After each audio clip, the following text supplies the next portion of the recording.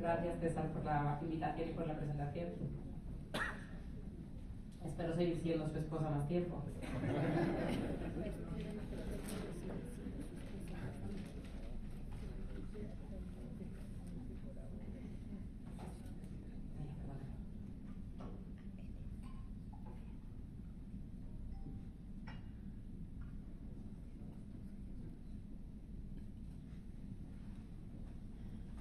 ¿Qué tal? Buenos días a todos. La charla de ahora vamos a hablar sobre planeamiento e implantación de segmentos intracorneales. Ya hemos visto varias charlas sobre los tipos de anillos a elegir según el fenotipo y vamos a ver un poco cómo es el planeamiento durante la cirugía. No tengo ningún interés comercial. Y estos son los tipos de anillos que tenemos. Los primeros anillos que hubo, sabéis que son los que aparecieron en Estados Unidos originalmente, los Intacs, que en el inicio fueron introducidos como un tratamiento para la miopía. Estos Intacs, aunque también han sido usados para tratamiento de ectasias, se sabe que no son tan efectivos porque el diámetro interno es a 7 milímetros, o sea, están bastante periféricos, con lo cual el efecto a nivel de las ectasias, que suelen ser más centrales, ha sido menos. Posteriormente los Intacs, pues salieron los Intacs SK, que sí son específicos para ectasias, que el diámetro interno es a 6 milímetros. Y a partir de 1995 ya se introdujeron otro tipo de anillos que, a diferencia de los Intacs, que son de base hexagonal, son triangulares. Son los que tenemos, estos de aquí, Ferrara, Kerarin, Cornell Ring, que tenemos tanto a 5 milímetros como a 6 milímetros específicos para tratar queratocono. Y aquí veis unos OCTs de córneas de segmento anterior, cómo quedan introducidos pues a nivel de la córnea, ¿no? A diferencia de los Intacs. Otro tipo de anillos tenemos los Mio Rings, estos salieron en 2008, ahora la verdad ya no están siendo usados bastante porque la forma, estos son anillos que son 360 grados, había que crear un pocket para meterlos y mayormente estos han sido bastante desplazados. Fueron utilizados para tratamiento de miopía. Y últimamente, los últimos que han salido en 2021, los progresivos que tenemos, hemos hablado antes de los Kerarin y de los AJL Pro. Estos, a diferencia de los del resto de los anillos, tienen la parte distal y la parte proximal de espesor variable y de vaso de ancho variable, ¿no? De 0.6 a 0.8 y de 150 a 250 o 150 a 300. Estos están indicados para un tipo de anillos, o sea, un tipo de queratoconos en especial, que son los queratoconos asimétricos, mayormente los DAC. Entonces, cuando nosotros vamos a elegir el tipo de anillo que queremos poner al paciente, tenemos que pensar en 3 variables. ¿Qué diámetro queremos ponerles? Ya nos han hablado, 5 milímetros, 6 milímetros. La tendencia ahora es a usar menos los de 6 milímetros por el tema de las discotopsias que se generan con los pacientes. Son pacientes que no están tan conformes, que no se logran adaptar a ver el reborde del aro. Entonces, los de 6 milímetros, tanto en Kerarin como en Ferrara, son los más implantados actualmente. Estos tienen un vaso de ancho de 0.8 y tenemos un espesor variable que va de 150 a 350. A la hora de elegir el espesor, tenemos que tener en cuenta, uno, qué grado queremos que haga, o sea, qué efecto queremos que haga, a menos grosor, menos espesor, menos efecto, más espesor, más efecto. Pero también tenemos que tener en cuenta el grosor de la córnea en la zona del anillo que vamos a implantar. De tal manera que si tenemos una córnea a 5 milímetros, que la media es 550, deberíamos de tratar de que el anillo no supere el 50% de ese grosor. Entonces, el máximo espesor de anillo que podríamos poner en ese paciente sería 250. Eso. Luego, el arco, los grados de arco. Los grados de arco son variables, van desde 90, son los más chiquititos que están haciendo ahora. Un espesor de 90, menores arco, va a corregir más astigmatismo. Un mayor grado de arco te va a corregir más esfera. Y además, esos son los indicados, los de mayor grado de arco, de 250 a 320, para corregir los queratoconos que tienen altas asfericidades, como son los nipples sobre todo. Esto es los estudios que se han hecho a la hora de planificar la profundidad, ¿no? O sea, porque ya hemos hablado que tenemos que decidir qué grado de arco queremos, qué espesor, o sea, ya hemos elegido el anillo. Ahora ya estamos en quirófano y tenemos que ver a qué hacemos la incisión, a qué profundidad hacemos la incisión y el vaso, o sea, y el diámetro del túnel. A la hora de si los hacemos manualmente, el diámetro del túnel va a estar predeterminado por la cola de cerdo. En el femtosegundo podemos elegir un diámetro de túnel menor o mayor, y claro, siempre tenemos que tener en cuenta la base de anillo que tenemos. Normalmente están entre 0,6 a 0,8 y depende también de la curva de aprendizaje que tenga cada uno. Inicialmente se recomienda empezar con un mayor diámetro de túnel. Los anillos que tienen más grado de arco, que pueden costar un poquito más poner, pues es mejor que vayas al inicio a elegir 1.1 a lo mejor de diámetro de túnel. Y la profundidad.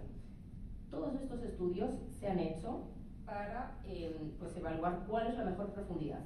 Y si veis, es bastante variable. Hay a nivel de 5 milímetros, los anillos de 5 milímetros se han estudiado de implantarlo al 60% de profundidad hasta el 80%.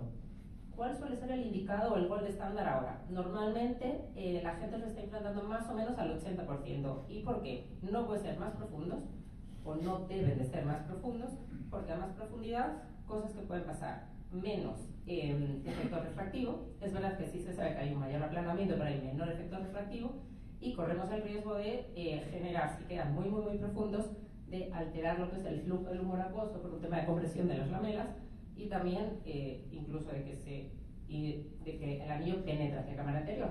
Entonces, normalmente al 80% es una profundidad bastante buena. ¿Pueden estar un poquito más superficiales? Sí, pueden estar un poquito más superficiales. De hecho, se sabe que los estudios dicen que tanto a nivel de implantación de anillos manuales como implantación de anillos por femtosegundo, siempre tienden a quedar un poquito más superficiales que lo que nosotros habíamos planeado. Entonces, entre el 66 y 80% es una buena profundidad a la hora de elegir el implante del anillo. Demasiado superficiales. ¿Qué pasa si nos quedan demasiado superficiales? Ahí sabemos que, a pesar de que hay mayor efecto refractivo, que podríamos pensar que es algo bueno, la contra es que hay mucha más probabilidad de extrusión. Entonces, eso sí es importante más o menos planear más o menos hacia el 80%. Ahora, ¿el 80% de dónde? Va a depender. Si los vamos a implantar de manera manual, tenemos que elegir el 80% de la zona donde vamos a hacer la incisión. ¿Por qué? Porque nosotros ahí vamos a diseccionar, abrir entre lamelas. Mientras que si los implantamos con femtosegundo, como ahí es un corte, eso corta lamelas, no las disecciona, tenemos que elegir el 80% de la zona más delgada de todo el túnel. Este es un vídeo de un implante de un anillo manual asistido por es de Kerarin, sí, asistido por la bomba de succión de Kerarin. Entonces veis cómo con la bomba de succión mete la cola de cerdo, es una cola de cerdo que es un poco filuda, y se crea rápidamente el túnel y ya mete el anillo. Cuando disecamos los anillos manualmente, es bastante más fácil implantar después el anillo que cuando se hace con femtosegundo. Y ahí queda, se empuja. Luego, lo único distinto es la forma de crear el túnel, luego el implante es el mismo. Este es un caso, es un paciente que ha sido operado esta semana, es más, ha sido operado hace 48 horas literal. El tipo de queratocono que veis es cómo podemos definir el tipo de queratocono que tiene. Su agudeza visual, este es el ojo izquierdo, está en 20-400, con su corrección mejoraba bien poco, mejoraba solo a 20-100, pero con una refracción total ya va un poquito más a 20-50. Sin embargo, esa diferencia que tenía entre refracciones hacía que no tolerara esa refracción. ¿Qué tenemos que hacer? Implantar un anillo. ¿Qué tipo de queratocono tiene este paciente? Entonces, ¿qué cosas vemos? ¿Qué tips vemos? Uno, tiene unas keratometrías bastante altas. La verdad no veo nada, no sé si vosotros lo veis. Pero bueno, es un queratocono de alta aspericidad y de keratometrías como el 51, creo que está más o menos. Vamos, lo que más nos interesa es la aspericidad, que está en 1.46. ¿Por qué? Porque es un astigmatismo, o sea, es un queratocono central tipo níquel. En estos casos, los astigmatismos de alta aspericidad, vamos a implantar un anillo siempre de 210 o de más grados de arco. Entonces, en este caso, elegimos implantar un anillo simétrico de 210 de grosor 250. ¿Por qué? Pues que es lo máximo que nos permitía la córnea, porque la zona de córnea donde iba a ir el túnel era un poquito inferior a 600 micras, con lo cual pusimos de 250 y a 6 milímetros. Sé que antes o muchas veces se solía recomendar implantarlo a 5 milímetros. Nosotros preferimos implantarlo a 6 milímetros para, pues lo que hemos dicho, reducir los halos y las disfotopsias del paciente. La profundidad, ya habíamos hablado, 80% de la zona del eje de la incisión. Cuando son en 210 el arco de los anillos, el eje de la incisión va a ser siempre a 90 grados, mientras que el resto de los anillos sí que lo hacemos en el eje del meridiano más curvo. Entonces, este es el planeamiento que hicimos con este paciente. Esta es su cirugía, ha sido una implantación manual asistida con la bomba de succión de AJL. Primero se realiza la incisión a 450 milímetros de profundidad. Ahora se abre el túnel. Hay que empujar, cuando estás abriendo, tienes que empujar bien el fondo para que no quedarte más superficial. Luego metes la espátula de Suárez para presecar el túnel y ponemos la bomba. La bomba de succión y se calza la cola de cerdo. Esto, o sea, puede ser como que puede parecer que es así medio laborioso, pero mirad ahora, a la hora de crear el túnel, yo creo que demora incluso menos que con el femtosegundo, o sea, el tiempo que estás creando el túnel, y eso que este caso tenía bastante rigidez esta córnea, muchas veces demoran menos segundos que esto, y se pone y ya se saca, ya tenemos el túnel creado. Este es en el primer día postoperatorio. Vamos a ver qué tal predecible fue nuestra profundidad. Bueno, pues bastante predictible y efectivamente un poquito más superficial de lo que nosotros teníamos planteado. Vemos que hay 400 micras hasta el inicio del anillo, que incluso puede ser que esté bien, porque con el efecto de compresión de las lamelas ha quedado bastante bien. Inferiormente, la zona más fina está a 125 milímetros no micras.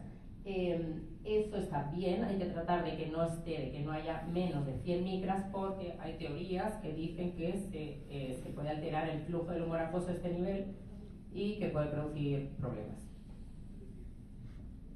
Y bueno, pues eso es. ¿Cómo está? ¿Dónde está? A ver, lo conseguí hacia la pantalla. Vale, y este paciente no sé dónde está, pero bueno, la agudeza visual en el primer día postoperatorio muchas veces nos sorprende y mejora muchísimo. Luego en los controles subsiguientes vemos que tiene una agudeza visual sin corrección tan buena, pero este paciente en su primer día postoperatorio estaba en 20/70, lo cual es bastante bueno. Mira, esta es otra alternativa. Nosotros decidimos poner un anillo de 210. ¿Se podría haber puesto otra opción de anillo? Sí, el de 320.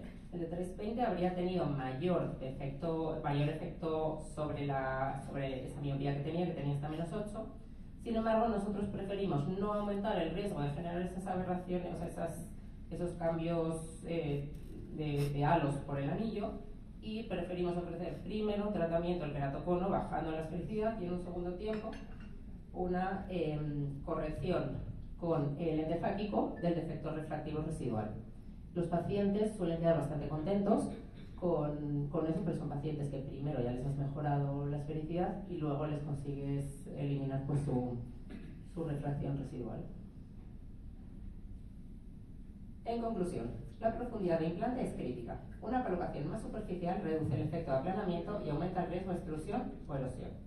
Estudios con OCT muestran que tanto la técnica mecánica como la de láser femtosegundo tienden a implantar los anillos de forma más superficial de lo planificado. Y los fabricantes recomiendan profundidades entre el 66 y 80% del espesor corneal para equilibrar la seguridad y eficacia, adaptando siempre la técnica al grosor corneal individual. Muchas gracias.